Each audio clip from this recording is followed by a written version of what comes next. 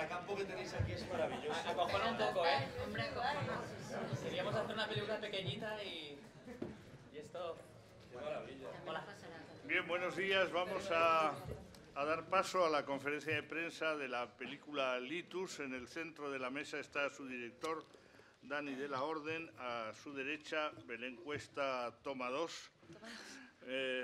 Miquel Fernández a su derecha y a mi izquierda, productor y distribuidor Adolfo Blanco.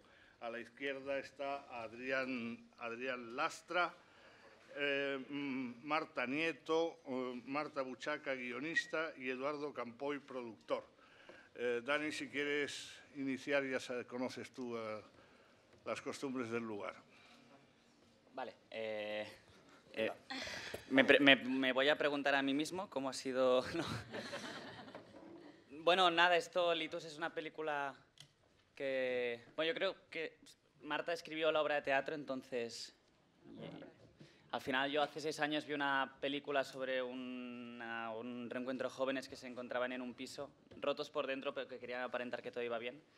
Y al cabo de 6-7 años, buscando en mi bagaje emocional de historias que me habían tocado, pues recordé esa peli y conseguimos adaptarla con un maravilloso equipo de actores. Un poco, ese es como un poco la historia sobre estas amistades rotas. ¿Estás nervioso, Dani? No, que va, es que pensaba que preguntaban, no sé cómo iba a decir. Pues empezar a preguntar cuando queráis. Avanti. Si no, puedo seguir hablando también, ¿eh? Ah, mira, hola. Ahí hay una pregunta. Gracias por romper el hielo, que estas situaciones siempre son un poco... De repente así, de repente. Bueno, buenos días y Buenos días. felicidades a todos. A mí me gustaría preguntar, sé que está basada en una obra de teatro, fundamentalmente es los actores los que mueven toda esta película y fundamentalmente otro protagonista, que es esa casa maravillosa que habéis tenido para rodar. Cuéntame qué características debía tener ese lugar para mover cómo has movido la cámara y luego en qué estado emocional te encuentras tú para hacer esta película, porque las últimas que hemos visto tuyos no tienen nada que ver con esta historia y sobre todo me imagino que como tú has visto la obra la tendrías guardada ahí. No sé si este es el momento en el que tú moral y psíquicamente te encuentras para hacer este tipo de películas. Creo que va a contestar mi psicólogo directamente esta pregunta. Bueno, el piso sí que es verdad, yo siempre tenía como la duda que me corría por dentro, de siempre tenemos la contradicción de decir, cogemos un piso bonito, atractivo, grande, ancho para rodar o jugamos a la realidad y hacemos que vivan en un piso más acorde con donde vivirían unos protagonistas de 30 años, ¿no? Y finalmente apostamos por la opción, creo que más cinematográfica, que es imposible que alguien tenga el piso de Friends. O sea, en Friends no tienen dinero, van mal en economía y tienen el mejor piso del mundo. Entonces, al final estamos creando una ficción y si te puedes creer que Superman vuela, te puedes creer que una gente que no es que tenga una adquisición económica muy grande viva en ese pisazo, que es imposible que lo tuvieran. Incluso lo tuvimos que hacer más pequeño, pusimos paredes falsas. Y ante la duda, yo me acuerdo que estaba con el director de arte, así viendo el piso, diciendo, es que no va a colar. Es que no cuela, es que hay que ir a algo más pequeño. Entonces me dijo, no te preocupes, en una palabra. ¿Yo qué? Ladrillos. Y hay una pared de ladrillos que mola porque le da ese rollo, ¿no? Pero sí que es verdad que el tema del piso era complicado porque realmente hay un punto donde la ficción supera la realidad, que hay un punto aspiracional, pero creo que en muchas películas lo hemos visto y sobre todo muchas comedias donde, y si nos hubiéramos jugado la realidad, no podría haber movido los actores como se mueven. Y mi psicólogo, como no está, bueno, al final es una película sobre decir adiós y a mí despedirme de la gente siempre me ha costado y al final me interesa hablar de eso y también de cómo nos cuesta madurar a marchas forzosas y más allá, no es una película que habla del suicidio, desde cómo yo la cogí y ahí Marta me dio mucha libertad a llevármela a mi terreno.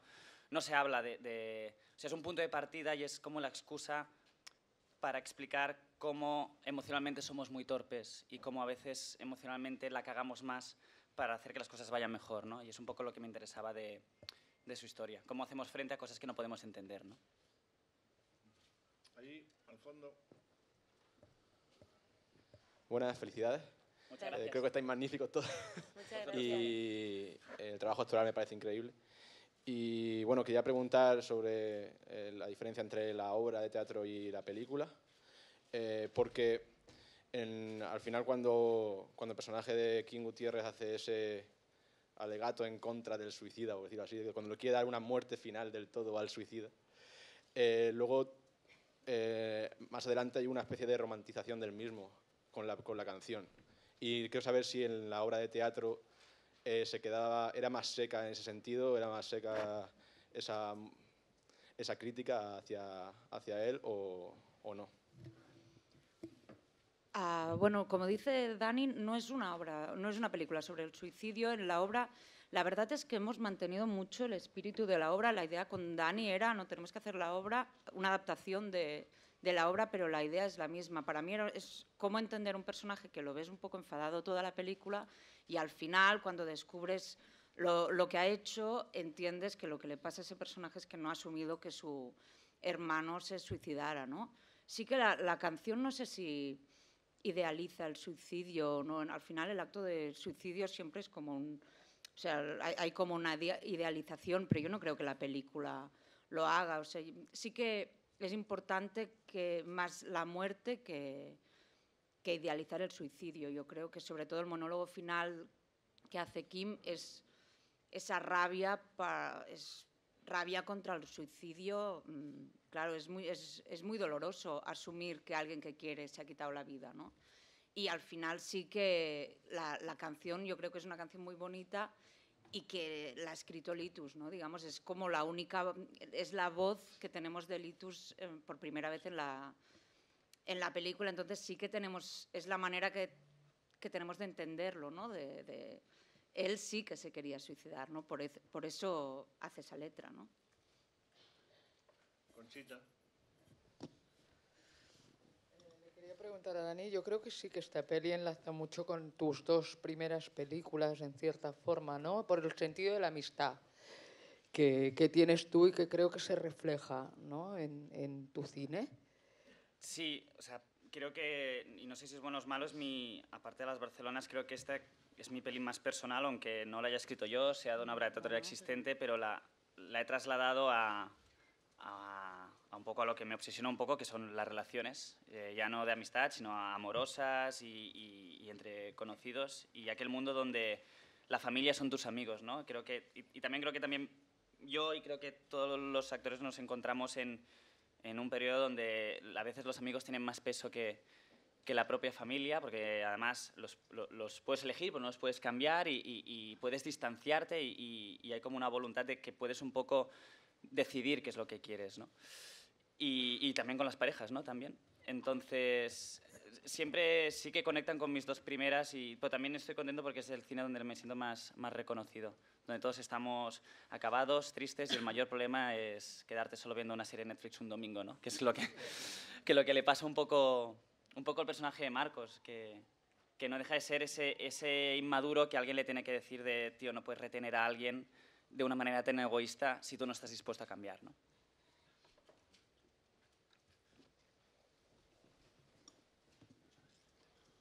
Hola, buenas tardes ya. Creo que esta pregunta debería ser para el autor y guionista. Yo tengo dos preguntas sobre el título. El primero, si ese punto que aparece después del litus forma parte del título. Pues eso por un lado. Otro, desempolvando mis viejos conocimientos de latín, el litus, litis, piedra, si un poco viene a expresar esa función del presente ausente, que arrojar una pedrada sobre los personajes para que tengan un cambio en sus vidas, y a los actores que todavía no han hablado, preguntarle, relacionado con eso, en qué medida han asumido sus trabajos como un proceso intensivo de hora y media de maduración o asunción de realidad incómoda. Muchas gracias.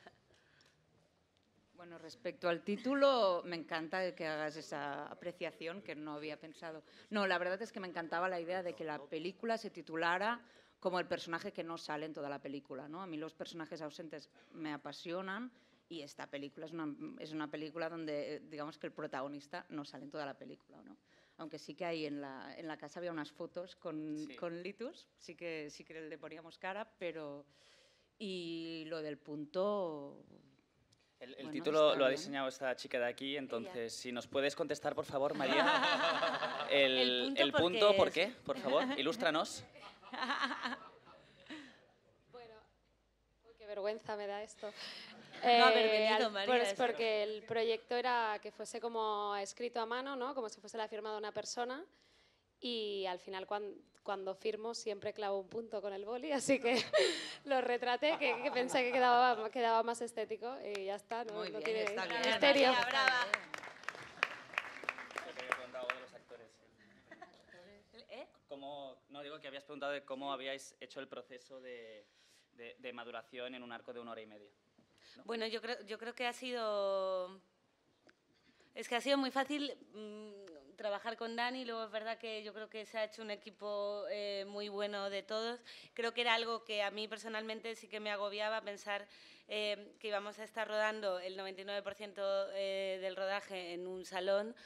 Era algo que me atraía muchísimo y por esta cosa teatral, además, que me fascina, pero también pensaba que podría ser en un punto algo agobiante. Pero al final decíamos antes que es verdad que yo creo que eso ayudó muchísimo a crear este ambiente y esta tensión esta atmósfera rara que se forma que hay en la película. Y esta evolución... Yo creo que trabajamos mucho individualmente con Dani, hablamos cada uno mucho de su personaje, de qué callaban y qué cosas no se atrevían a decir o qué cosas se habían perdido, que a lo mejor en el guión no estaban, pero que debían estar presentes en el rodaje y luego fue muy fácil luego de construir porque yo creo que todos teníamos tan claro quiénes éramos para el otro y qué eran los otros para uno mismo que eso permitía que luego... Aunque Dani marcaba muy bien dónde estaba la cámara y qué quería conseguir a nivel cinematográfico, sí había una libertad para decir, pues yo creo que esto no lo iría, o aquí estoy incómoda, me puedo ir al sofá, y entonces creo que el juego del rodaje para mí ha sido un regalazo, absolutamente. Añadir que hubo una parte muy bonita que el momento final donde se desvela todo, Kim lo llevaba muy en secreto porque aunque estuviera escrito en guión, siempre modificamos cosas y tal y nunca enseñamos ese momento a los personajes. Entonces, incluso no solo lo que decía, sino cómo le iba a decir, porque eso lo puedes decir enfadado, lo puedes decir llorando, lo puedes decir recriminando a alguien, ¿no? Y con Kim decimos algo muy guay de decir, no, te vas a esperar y no queremos y oírlo no queremos hasta... oír nada y de repente no ensayamos, pusimos la cámara en un sitio y más o menos las reacciones que salen son reales en ese momento casi de todos los personajes, aunque después fuéramos repitiendo, ¿no? Pero la energía fue de ese momento, era el último día de rodaje, me acuerdo, yo estaba histérico, yo con Kim me iba preguntando, oye, Kim, ¿no tal? No, ahora no, tal, y yo estaba en plan de, me voy a derretir, ¿sabes? Y fue muy bonito, creo que para todos, verlo de ese momento, ¿no? Después hicimos más tomas y tal, pero nadie sabía qué iba a pasar ahí, e incluso los propios personajes cómo iban a reaccionar. Bueno, enhorabuena por la Gracias. película, creo que puede ser una de las ganadoras en este festival. Uy, no digas cosas. Bueno. Y bueno, mi pregunta iba un poco enfocada al tema de la construcción de los personajes desde que recibisteis el guión, cómo lo habéis trabajado los actores y si podéis contar alguna anécdota que tengáis del propio rodaje. Yo he hablado ya. Ahora después hablo otra vez. A mí me encanta. Pero... Pues, a ver, es que también Dani tenía una cosa muy clara del guión y de los personajes, pero tenía muchas dudas. Entonces, dentro de todas esas dudas, que es una forma de trabajar que tiene Dani, que a mí me parece fascinante, que dentro de la organización que tiene, siempre tiene unos cabos que nunca ata porque prefiere que los actores puedan jugar y puedan aportar cosas. Entonces, las primeras reuniones que, al menos por mi parte, que teníamos él y yo, era qué le ocurre a este personaje, qué le pasa en la cabeza y sobre todo qué le pasa en ese corazón. Entonces, a mí me parecía muy bonito la idea de saber qué le pasaba a ese personaje y cada toma, cada momento para mí era un mundo. O sea, era dependiendo también de lo que tenía el otro, así por lo menos iba yo reaccionando. De hecho, hay muchas tomas que son muy diferentes unas de otras, porque nos dejábamos llevar un poco por el momento que estaba sucediendo. Anécdotas hay infinitas. O sea, infinitas de que hay un momento en la peli que se ha podido montar, pero un fotograma más y se hubiese ido a la escena a tomar por culo porque porque había momentos donde nos meábamos de la risa, en muchos momentos de llorar, de tener que parar el rodaje. Hemos parado el rodaje en algunos momentos. Por llorar y por reír, por las dos. Sí, por llorar, por reír, porque la gente nos poníamos malos. O sea, pero es que todo ha sido una evolución muy buena a nivel personal de cada uno. Sí, sí. Estaba pensando, Yo creo que Dani lo que hacía también es individualmente hablar con cada uno de nosotros. ¿No? Pues yo veo tu personaje así, creo que le puede pasar esto, no sé qué. Entonces teníamos todos una línea de pensamiento, una línea de acción, ¿no? Y luego cuando nos juntamos todos por primera vez, yo creo que teníamos bastante claro por dónde iban los personajes. Y a partir de ahí empezamos a jugar. Y me acuerdo de una cosa muy chula que hacíamos, que era, no todos los días, pero los días que se podía, es que la citación era a las 8 de la mañana y estábamos solamente los actores con el director, como 2 horas y media, planteando la secuencia. Igual era una secuencia que duraba 7 minutos, pero es que esa secuencia la hacíamos de corrido. Igual la hacíamos, no sé, 15 veces, pero hacíamos 7 minutos, o sea, 15 veces 7 minutos. Y era muy chulo porque es un trabajo que cuando lo tienes tan interiorizado y mecanizado, ¿no? Es algo como muy teatral, pero a la vez es muy cinematográfico y es muy bonito. Entonces yo creo que eso fue muy interesante trabajarlo. Sí. Añadir como detalle que si mi productor no me llamó 5 veces de Dani de la Orden, ¿por qué empiezas 2 horas y media tarde Eso también a rodar? es verdad. Se me está escapando dinero en los ensayos, ¿sabes? No, ¿qué tal? No, y porque además yo creo que cada día que hacíamos también se iba forjando más las relaciones, entonces da igual que una secuencia hubiera estado ensayada antes de empezar el rodaje que si ya llevábamos una semana rodando, de repente descubrías más cosas, que es lo que pasa, que es lo bueno que tiene el teatro, creo, que poder hacer una función muchas veces es lo que te hace descubrir el personaje y que te caigan fichas de cosas que no te... Y es cierto, no sé si me acuerdo, rodamos la película casi en orden cronológico, sí. Y eso ayuda siempre a los actores, el no empezar por la 1, luego irte a la 45, Ya. porque también como no sabíamos cómo iba a acabar la película, al no saber cómo iba a hacer Kim el monólogo, y es que ese era el momento cumbre para todos los personajes, dependiendo de cómo iba a tirar Kim ese monólogo, así iban a ser las reacciones y las situaciones a partir del minuto, no sé, del tercer cuarto de la película, con lo cual eso me parece muy atractivo y muy arriesgado de hacer. Yo es que estoy muy de acuerdo. Estoy pensando que puedo decir que Ella sea muy está interesante, que pueda aportar, pero no se me ha ocurrido nada. Es un lujazo poder estar presente y, ¿no?, que los personajes vayan evolucionando y que con miradas vayan pasando las cosas. Eso no es normal y es guay. Para mí, Marta ellos dos, para mí hacen una de las escenas que más tenía ganas de rodar. Y siempre sabía de decir, voy a tener que rodar una despedida, no sé si va a ser en esta peli o en la siguiente. Y de hecho, añadir que el personaje de Marta no estaba en la obra original, sino que él tenía sus movidas sentimentales y era todo por teléfono y fue que lo añadimos en el guión, una portachione, un poco para hablar de eso, de que al final lo bonito es que es el único momento donde alguien se despide de alguien, aunque sea de una expareja, ¿no? Que al final ellos dos simbolizan lo que todos deberían hacer con Litus, ¿no? En ese sentido. Siguiente pregunta. Ahí al fondo. Hola, ¿se escucha? Sí. Quería, compartir felicitaros a todos por el trabajo, porque, hoy me he ido de aquí con una gran catarsis. Yo sé lo que es perder a un colega así y, obviamente, pues también hicimos una reunión donde, el único conflicto era por el dolor que sentíamos todos y punto. Nos fuimos allí al Monte Coronado de Málaga, hicimos una despedida simbólica, muy bonita, con muchas nubes, parecía aquello muy épico. Pero sí, al fin y al cabo también un poco la tesis, un poco como decía el personaje de King Gutiérrez, era una persona que en el fondo no conocíamos y que no sabemos si podíamos haberla ayudado o no.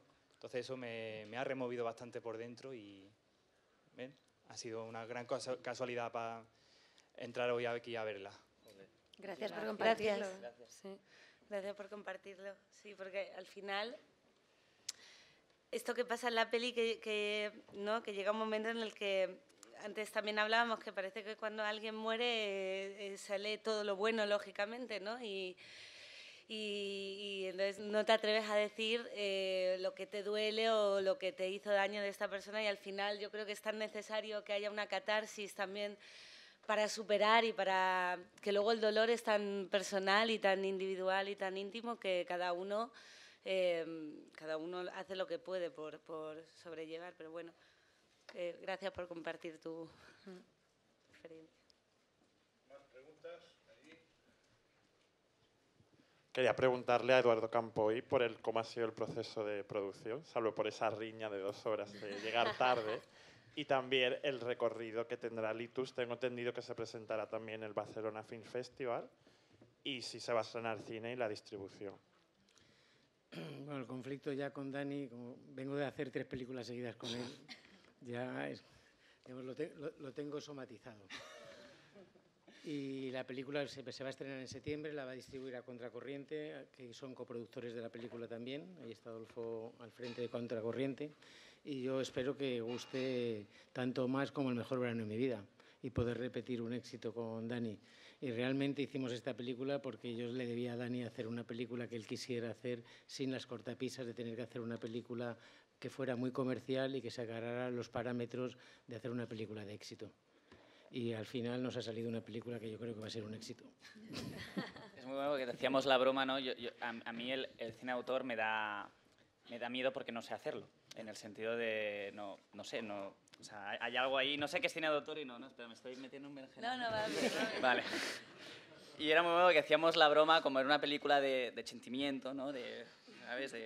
Hacíamos como el comentario de decir, vamos a hacer una comedia francesa, ¿no? Y cuando estábamos interpretando de un poco más francés, un poco más pequeño, y entonces acababa la peli y le digo, hostia, Eduardo, es que ha quedado...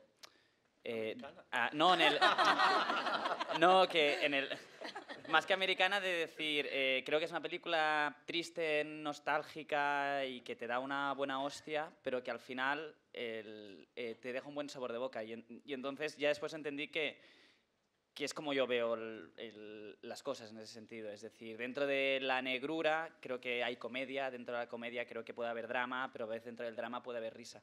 Y si algo estoy contento de esta peli es que ejemplifico un poco cómo veo yo las cosas, en el sentido de, creo que nos cuesta hablar, pero a la vez encontramos ese punto del sentido del humor en la situación menos inesperada, ¿no? Y eso creo que es algo que se transmite muy bien, solo por el hecho de que hay unos tíos hablando y dicen, bueno, como los amigos de Peter, bueno, Peter no está muerto, bueno, sí. O sea, solo ese malentendido y es un poco como es la vida, que la vida es un malentendido bastante divertido en ese sentido. Bueno, la película saldrá así el 6 de septiembre. Y ahora cuando Dani decía esto, yo me acordaba que cuando Eduardo nos planteó, ya son 3 películas efectivamente con Dani, en este caso además participando en la producción, y cuando Eduardo nos planteó entrar a la película, no había televisiones, no había nada en ese momento, luego pues se han ido sumando. Y yo recuerdo que todavía estábamos deshojando la margarita cuando en Peralada, ¿verdad?, que en un concierto que estuvimos con Dani, ahí en el postconcierto tomando una copa, dice Adolfo, si es que este es un tipo de película que vosotros habéis trabajado muy bien. Y él tenía en la cabeza Pequeñas mentiras sin importancia y me lo citó y dije, tela. Y eso fue casi el decir, claro que sí.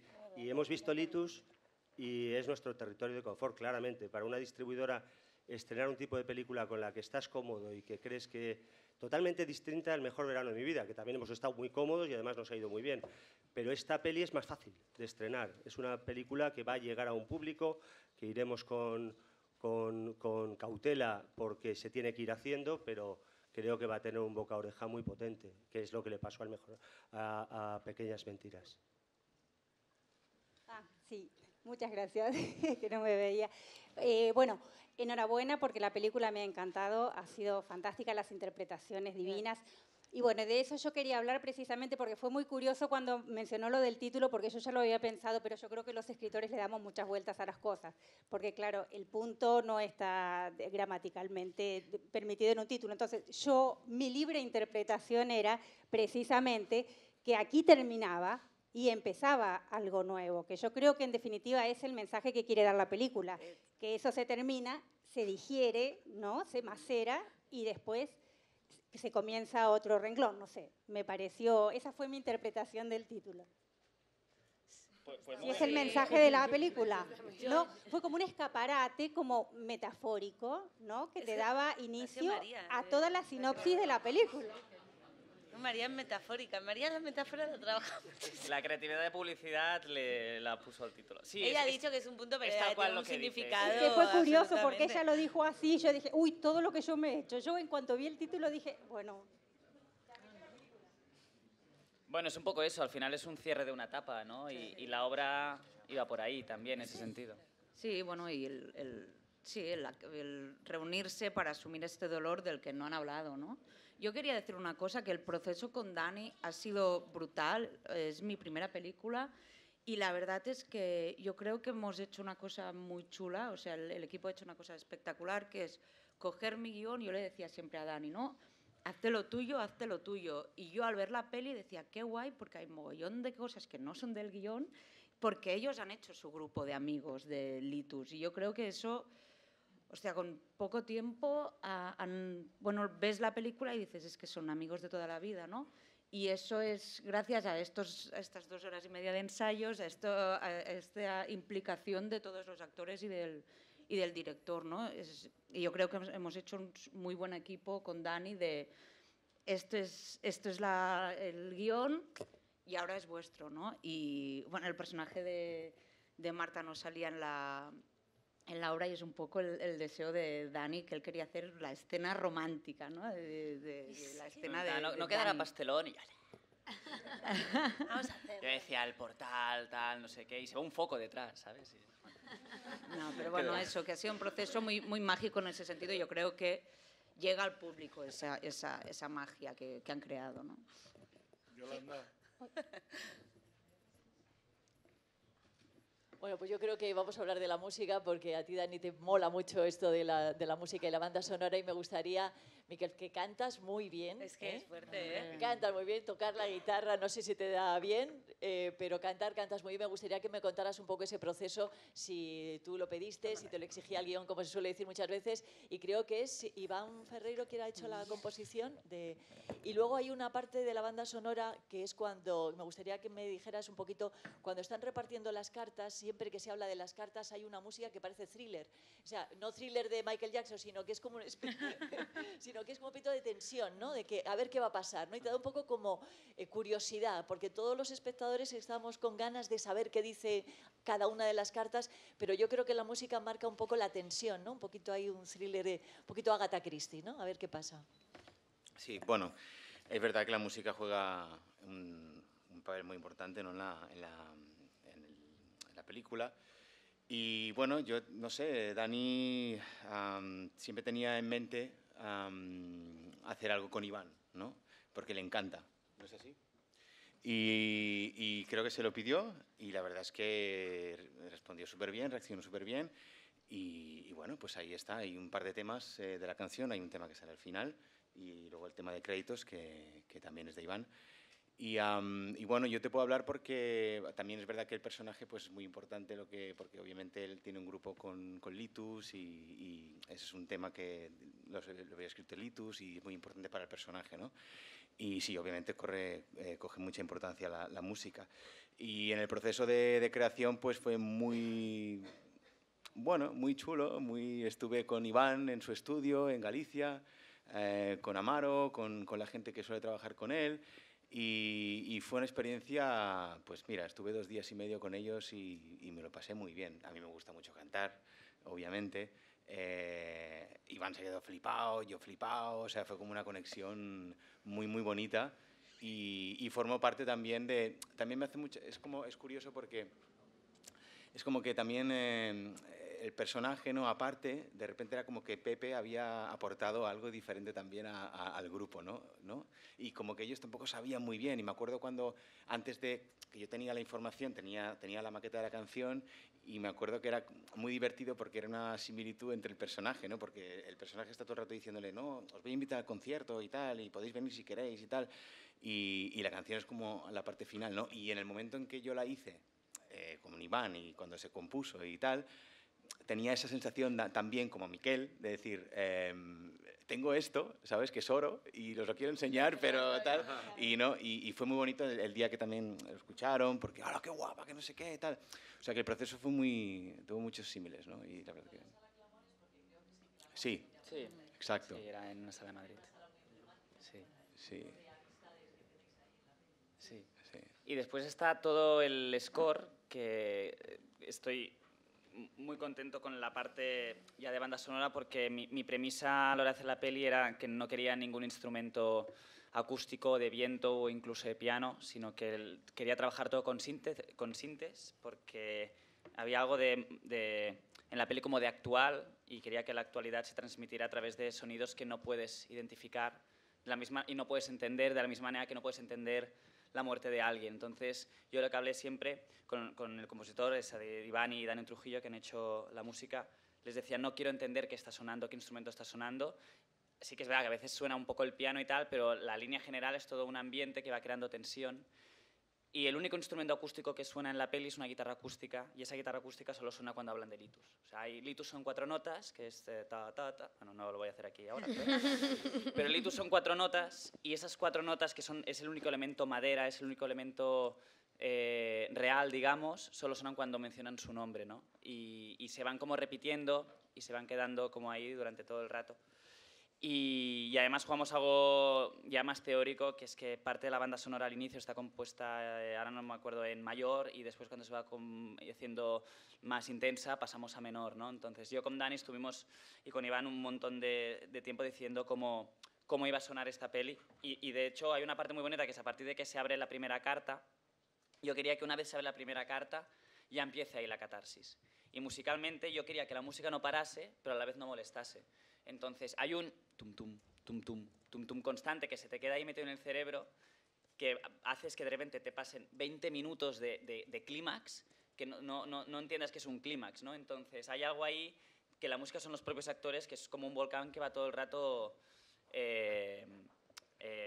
a punto de, ¿no? Y además es muy Mickey Mouse la música. Yo, como vengo de la comedia, me gusta, es una música ambiental, pero es un ambiente falso, porque realmente cuando un actor calla, la música sube de intensidad y de melodía. Cuando un actor habla, la música baja, y cada parte musical está totalmente coordinada con lo que hablan. Y como no callan en esta peli, la música va siempre dibujando, y creo que es un elemento esencial, porque sabía que únicamente podía guiar la peli a través de la música, porque era un espacio muy cerrado, y la música es lo que te hace que tengas la sensación de que avances y no tengas este rollo de teatro, ¿sabes? En el sentido que teatro en cine te puede ser conflictivo. Regina. Sí. Hola, Dani. Yo quería preguntarte, es una película que retrata una generación, está muy ligada, yo creo que es tu generación, ¿no? La que muestra. No sé si crees que el público también será ese o puede abrirse a más espectadores. Yo creo que retrata la mía, pero que puede emocionar a cualquiera que haya querido, dejado de querer, perdido o sin perder. Entonces no... Pero sí que me hace mucha ilusión que digas que retrata una generación, porque no se habla nada en concreto de la actualidad, pero sí que creo que todos tienen este punto de no nos hablamos las cosas. Y creo que es algo como... No sé si las generaciones futuras o las pasadas lo hacen, pero sí que sé que la mía no es que seamos la gente que más habla de ¿cómo estás?, sino que siempre nos refugiamos en la ironía y el cinismo para avanzar en el día a día. Y a veces es algo muy bien, porque te hace estar todo el rato con el cerebro ahí pum, pum, pum, pum, pero yo a veces con mi gente tengo como una de eso de, oye, ¿y qué tal? No, bien, no, espera. ¿Cómo estás?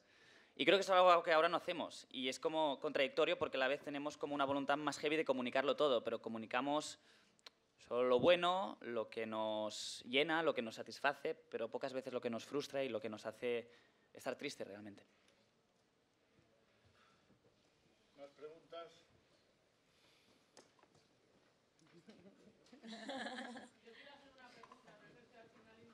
Hola. Hola, te vemos. Y te oímos. ¿Por qué esa necesidad en la primera secuencia de sacar a la madre enferma en ese espacio tan claustrofóbico y que te genera como depresión y tristeza, ¿no? De decir, uff, qué triste, ¿no?, este mundo. ¿Por qué esa secuencia? Creo que un poco en un plano podías entender un poco a Tony. Es decir, con Kim hablamos muy bien de que el Tony, que nunca habla, que nunca dice nada, de repente puedes entender un poco toda la carga que él tiene detrás. Porque lo que hablaba con Kim es, yo decía, Kim, quien se ha encargado de todo esto ha sido tú. Quien está llevando el duelo de los padres, o sea, hay un tema que no está en la peli, naturalmente, pero lo que trabajaba con Kim era intentar ver el peso que tiene detrás, que no solo es el único que quiere que lo superen, sino porque él ya ha pasado por tanto, que lo ha tenido que superar. Entonces lo intentamos explicar en una imagen de decir, lo que tiene este tío en casa no lo tienen ellos. Es decir, el que parece que ha hecho algo malo en realidad es el que está sufriendo o ha sufrido más, no por la pérdida, sino por lo que tiene que empujar hacia arriba, ¿no? Digamos. Y por eso ahí el plano de la madre, que también estaba el padre, imagínate, ¿eh? Viendo el partido ahí, ¿sabes? Y también lo quitamos un poco porque era too much, ¿no? ¿Alguna pregunta más? Pues aquí se acaba la rueda. Muchísimas gracias, muchísimas gracias.